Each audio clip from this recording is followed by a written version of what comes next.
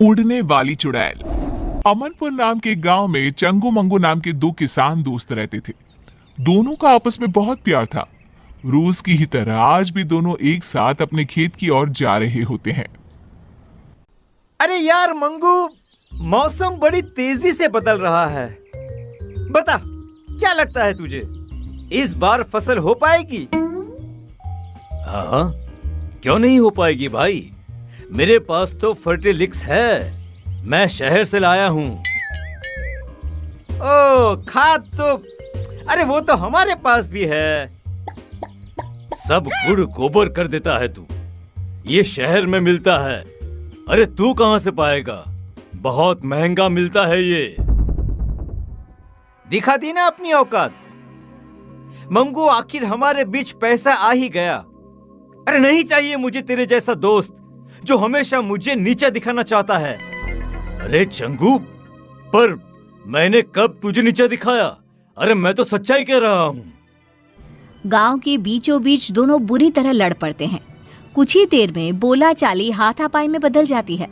गांव के कुछ लोग आकर उन्हें छुड़वाते हैं और अपने अपने काम पर जाने को कहते हैं। शाम को मंगू तो अपने घर लौट आता है, पर चंगू नहीं आता।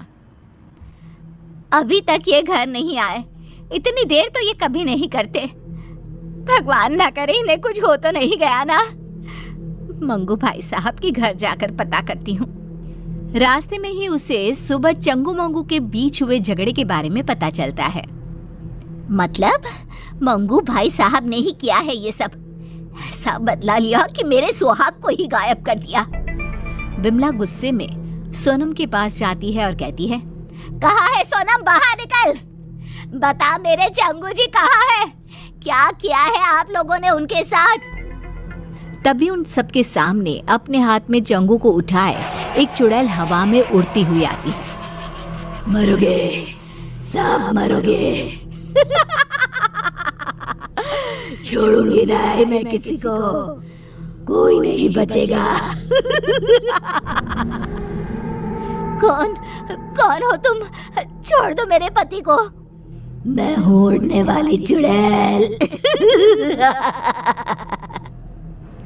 सबकी आंखों के सामने वो चुड़ैल चंगू को उड़ाकर ले जाती है। बचाओ, बचाओ, अरे अरे कोई बचाओ मुझे।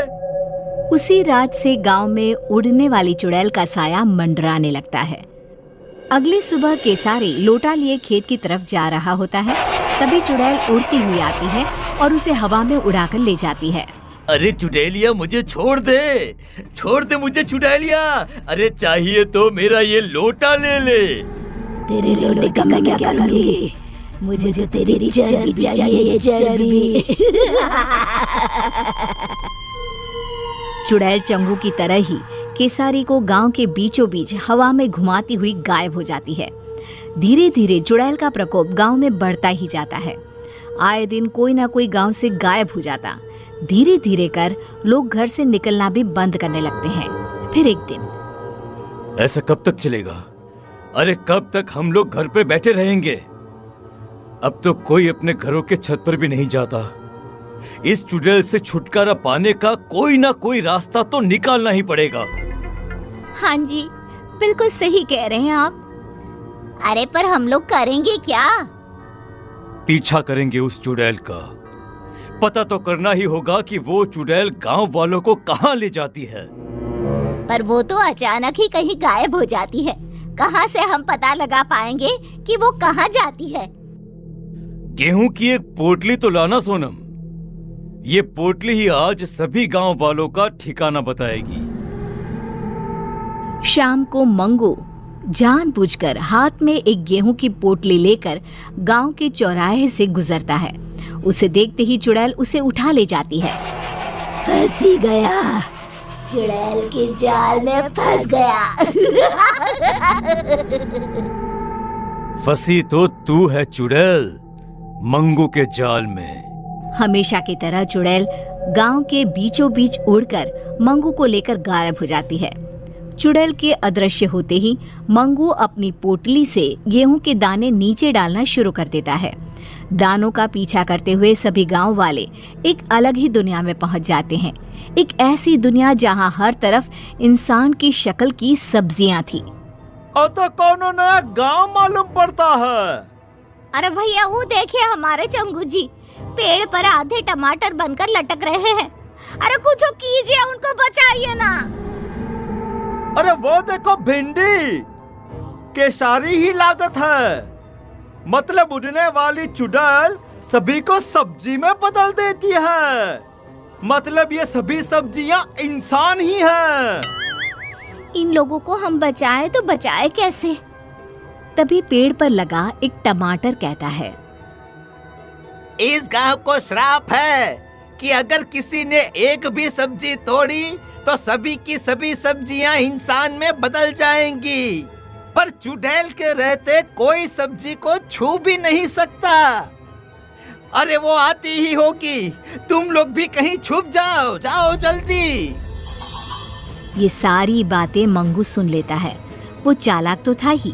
वो चुड़ैल से कहता है, जो मर्जी तुम्हारी, वो सब्जी मुझे बना दो, मगर बाहर धूप में जो सब्जियां सड़कर टूट गई तो?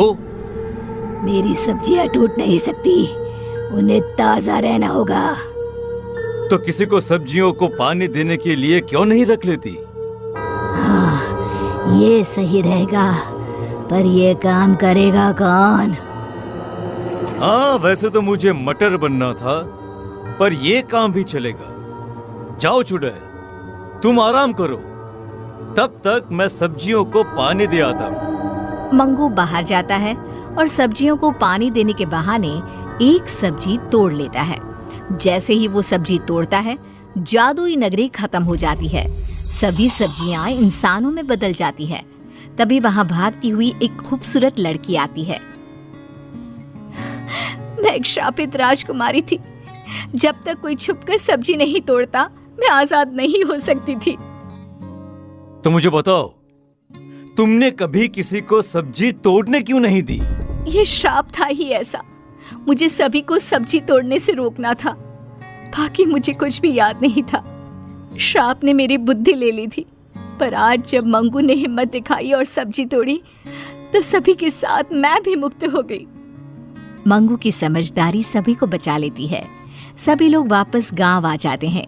चंगू मंगू फिर से अच्छे दोस्त बन जाते हैं।